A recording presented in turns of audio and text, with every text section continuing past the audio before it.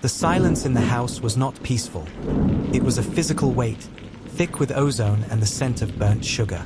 Daniel pressed his palms against his temples, the white marble of the countertop cool against his skin. "You were everything," he whispered, the words scratching his throat like fragments of glass.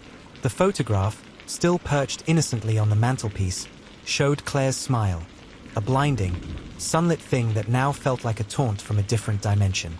He had loved that smile more than his own life, a love that was his anchor, his oxygen, his entire world.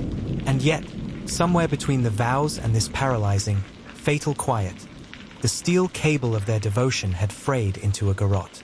He looked down at his trembling hands, no longer seeing a lover, a partner, or a husband, but a weapon that had once been used only for holding her close.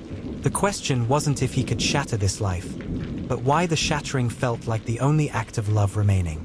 Daniel and Claire's life was a masterpiece of careful, passionate design.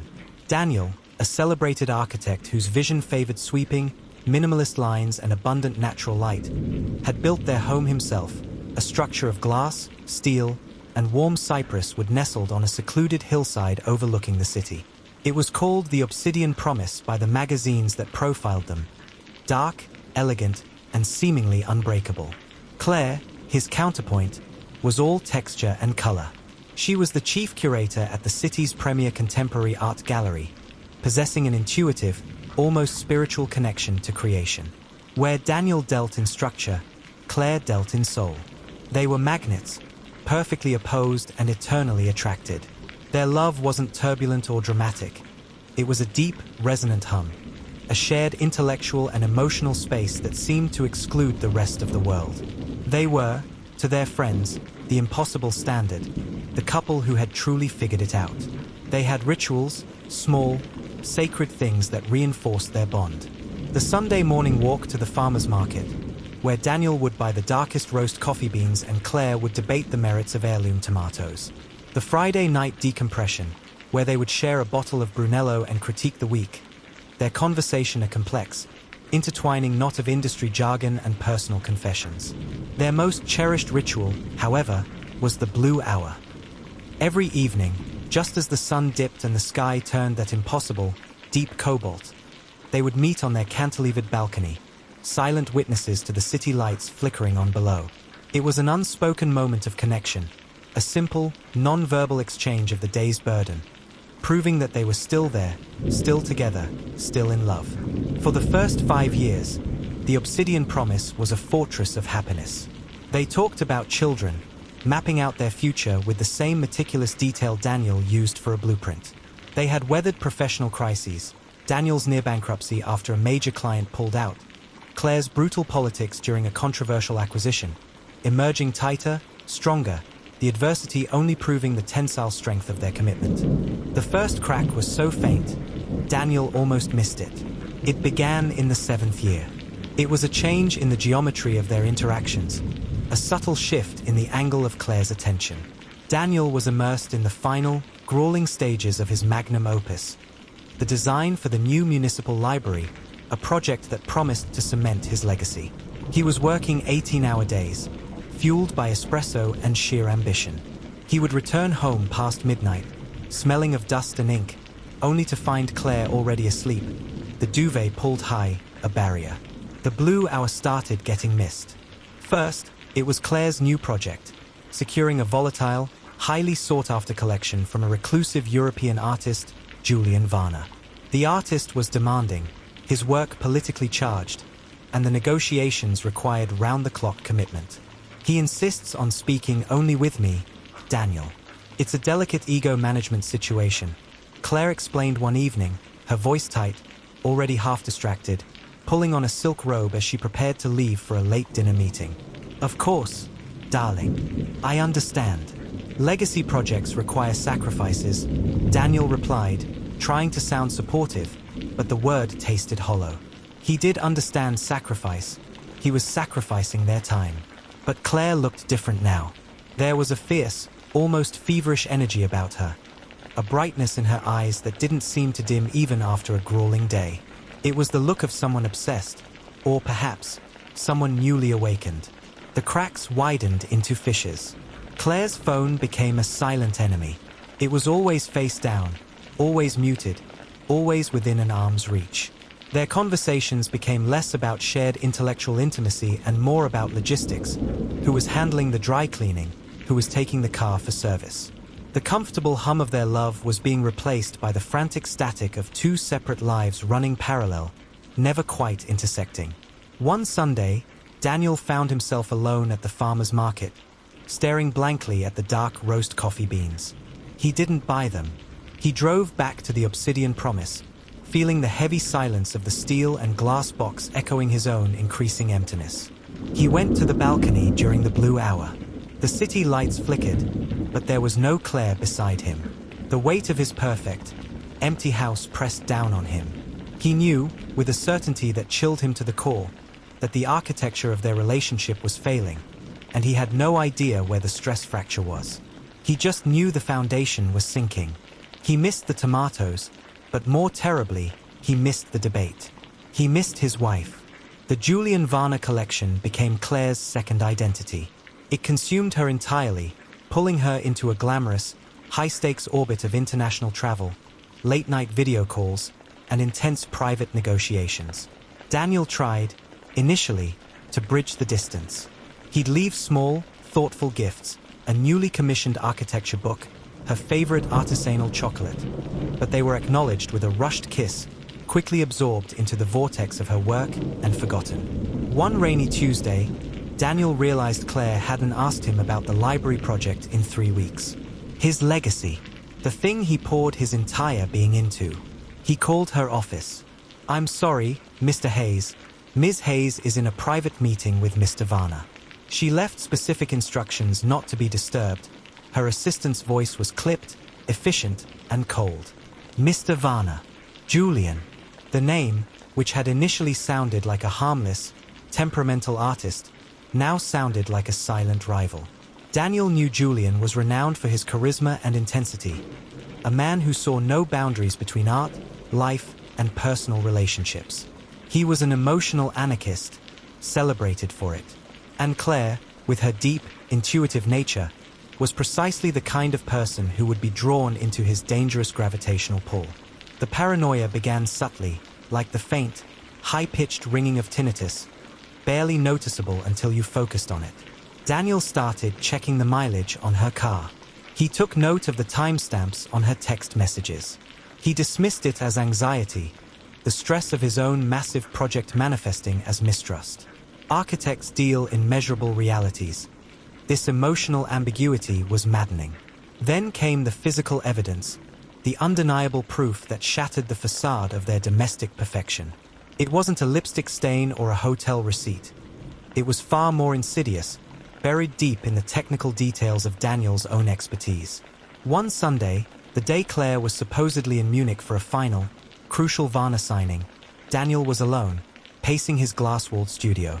He was troubleshooting a structural issue on the library plans, a minute detail about stress load distribution. He needed a specific kind of high-density file from their shared cloud drive. He found the file easily, but as he was about to close the folder, he noticed another, hidden folder titled only The Reserve. His heart hammered against his ribs. He clicked it open. Inside were documents that had nothing to do with art or architecture, but everything to do with money. Bank transfer confirmations, encrypted investment statements, and, most damningly, a series of complex legal papers that detailed the establishment of a private, untraceable trust fund in a tiny, non-extradition jurisdiction. The amounts were astronomical. Not petty theft, not skimming from the gallery's acquisition budget. These were transfers, hundreds of thousands of dollars, diverted over the course of the last year, coinciding precisely with the start of the Varner project and the erosion of their marriage. Daniel sat down hard, the polished concrete floor suddenly feeling unstable. It wasn't just the money. It was the plan, the meticulous, cold-blooded effort involved.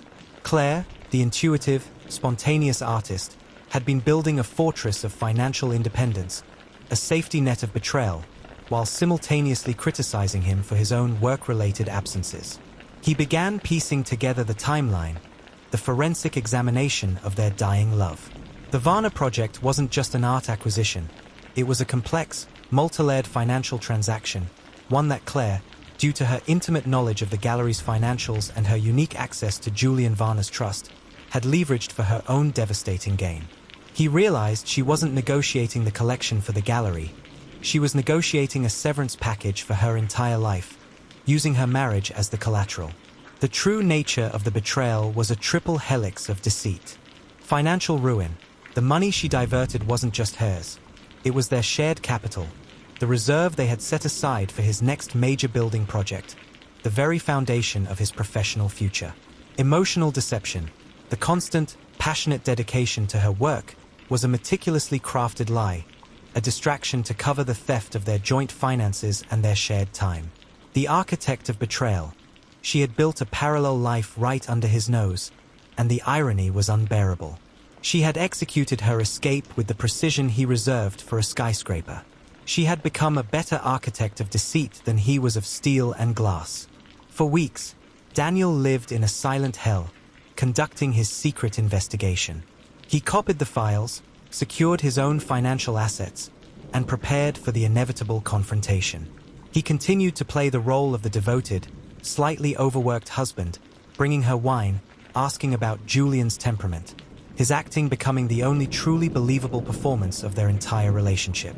He watched her sleep, her face smooth, innocent, and beautiful. And in those quiet, desperate moments, the initial anguish began to curdle into something far more dangerous, a profound existential sense of unjustness. He hadn't just lost money, he had lost his narrative. She had turned their epic love story into a cynical transaction. The love wasn't gone. That was the horror. The love was still there, trapped, calcified, and weaponized, like a diamond sharpened into a blade. He still needed her. He still craved the simple reality of her presence. But he could no longer reconcile the Claire who laughed at his jokes with the Claire who planned his destruction. The final straw came a month later, not with a file, but with a scent. Claire had returned from a trip to Milan, exhausted but triumphant. She smelled of a rich, unfamiliar cologne. Not Julian Varna's. Julian was known for his aversion to strong scents. This was sharper, more expensive, and utterly foreign. Daniel, standing on the balcony during a solitary blue hour, felt a wave of icy clarity. The affair wasn't with Julian. Julian was the cover, the grand, theatrical distraction. The real accomplice was someone else, someone mundane, someone closer. The betrayal had a third dimension, a body, a human face that wasn't Daniel's. He waited for her in the kitchen that night, the obsidian countertop separating them like a newly drawn line of scrimmage. "We need to talk, Claire." Daniel's voice was level, almost impossibly calm. It was the voice he used when addressing a construction disaster, clinical, removing all emotion to focus on the necessary triage. Claire stopped mid-step, her hand pausing on the refrigerator handle. She looked tired, the victory sheen from Milan wearing off. "Daniel, please, I just got back. Can't this wait until morning? I'm exhausted." "No," he said, the single syllable resonating in the glass house. "It can't wait. I found the reserve. I found the trust documents. I know you've been liquidating our funds." The color drained from Claire's face. The exhaustion vanished, replaced by a sudden, terrifying stillness. She didn't deny it.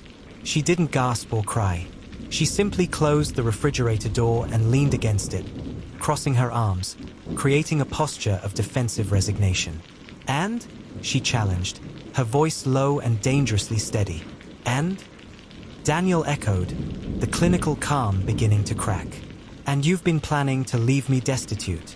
You've been living a calculated lie for a year, using my work, my dream, as your shield. We built this life together, Claire. I built this house for us. What was I? A convenience. A good credit rating. I did it because you forced me to," she exploded, the quiet breaking like a dropped wine glass. "You wanted the legacy project. You chose concrete over connection. You spent 3 years building that monster library, chasing some external validation, while I was here, breathing the dust of your ambition, starving for an hour of your time. I built that legacy for us. Daniel shouted back, taking a step toward her. It was our future, our stability, and you knew that. You were the one who championed the cost overruns.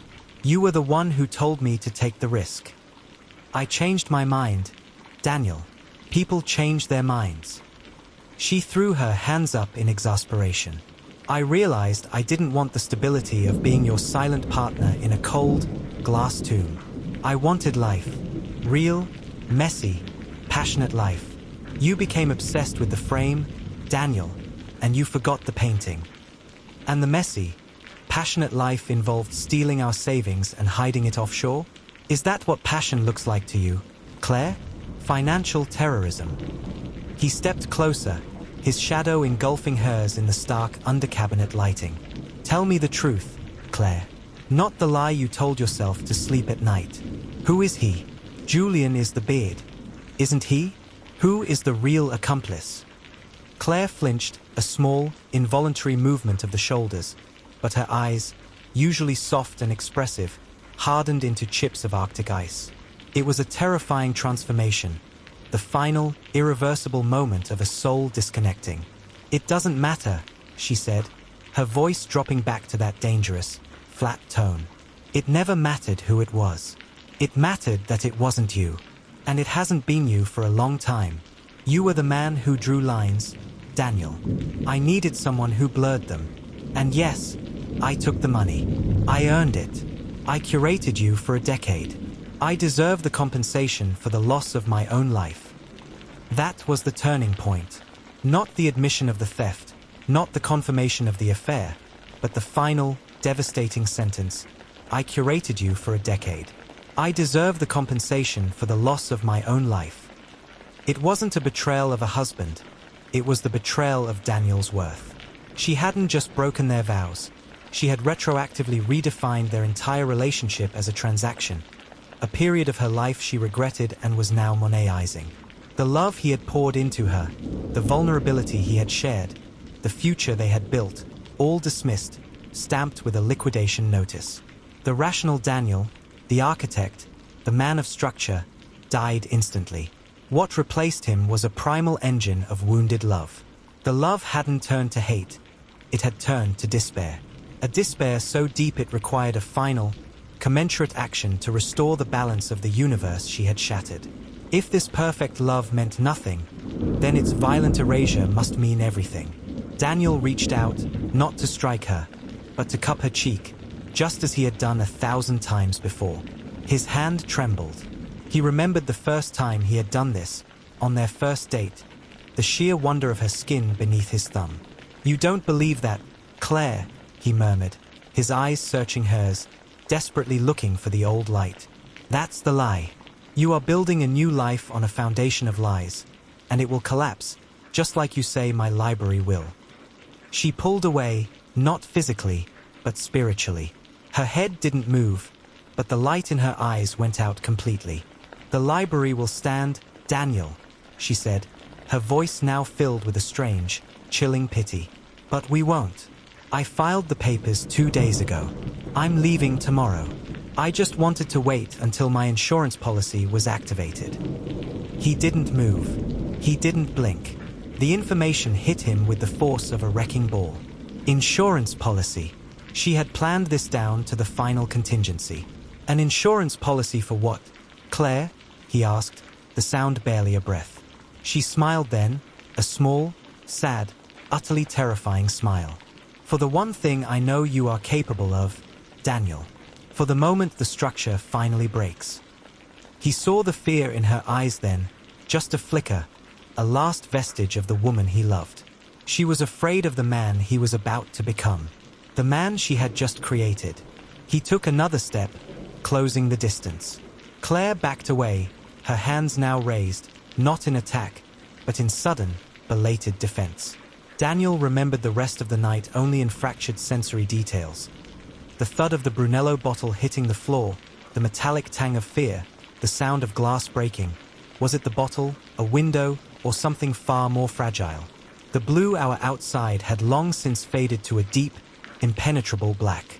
He remembered her final, desperate words, choked and high-pitched. "Daniel, please, don't. I loved you. I really did." And his own quiet, final reply, the logical conclusion of the scientific equation of betrayal. "No, Claire. You loved the idea of me. And now, you've proven that the only way to save the perfection of that idea is to erase the flaw you've become." He saw her eyes widen, not in pain, but in recognition of the tragic geometry of their fate. She finally understood. The architect didn't deal in repairs. He dealt in demolition and new construction. And she had provided the blueprint for both. The silence returned, heavier now, settled over the room like a shroud. Daniel stood by the obsidian countertop, his chest heaving, listening to the drip, drip, drip of the faucet that he had meant to fix last month. He didn't look at the floor, or the broken glass, or the photograph on the mantel. He didn't need to. He looked out the glass wall at the indifferent city, its lights still flickering, oblivious to the masterpiece of love and its catastrophic, inevitable failure that had just unfolded. The love was still there, a dense, physical force that now demanded an accounting. And Daniel knew, with the clarity of a newly constructed design, that the final blueprint for the Obsidian Promise, the story of its shattering, was only just beginning. He had taken the first step toward restoring the only structure that mattered, his own mind. What you have just witnessed is the psychological collapse of a perfect structure. It's the moment the cost of betrayal exceeded the value of life itself. But this is not the end of Daniel and Claire's story. It is merely the conclusion of the why. Next time, we peel back the layers of the aftermath. The clinical investigation, the forensic science that attempts to measure an act of passion, and the terrifying truth that Daniel is about to face. A truth Claire orchestrated, and a secret that threatens to destroy everything he has left.